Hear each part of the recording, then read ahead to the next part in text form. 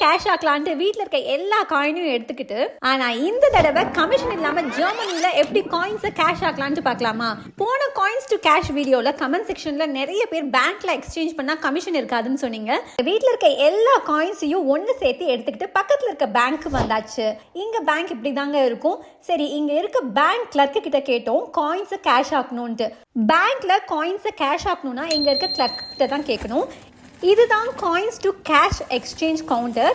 அவரே எங்ககிட்ட இருக்க காயின்ஸை வாங்கி அவங்கக்கிட்ட இருக்க ஒரு கவரில் போட்டார். அப்புறம் எங்கள் டெபிட் கார்டை வாங்கி அந்த காயின்ஸ் போட்ட கவர் மேலேயே எங்கள் டீட்டெயில்ஸை ஃபில் பண்ணார். Like account number, name etcetera. Very simple. இதை ஓப்பன் பண்ணி போட்டுட்டாருங்க, அவ்வளோதான். வித்தின் 24 ஹவர்ஸில் உங்கள் அக்கௌண்ட்க்கு அமௌண்ட் ட்ரான்ஸ்ஃபர் ஆகிடுன்னு சொன்னார், வித்தவுட் எனி கமிஷன். நீங்கள் யாராச்சும் ஜெர்மனிக்கு புதுசுனா சூப்பர் மார்க்கெட்டில் இருக்க காயின் ஸ்டார் மிஷினில் காயின் எக்ஸ்சேஞ்ச் பண்ணாதீங்க. வித்தவுட் கமிஷன் பேங்க்கில் ஈஸியாக காயின்ஸை கேஷாக கமிஷன் இல்லாமல் ட்ரான்ஸ்ஃபர் பண்ணிக்கலாம்.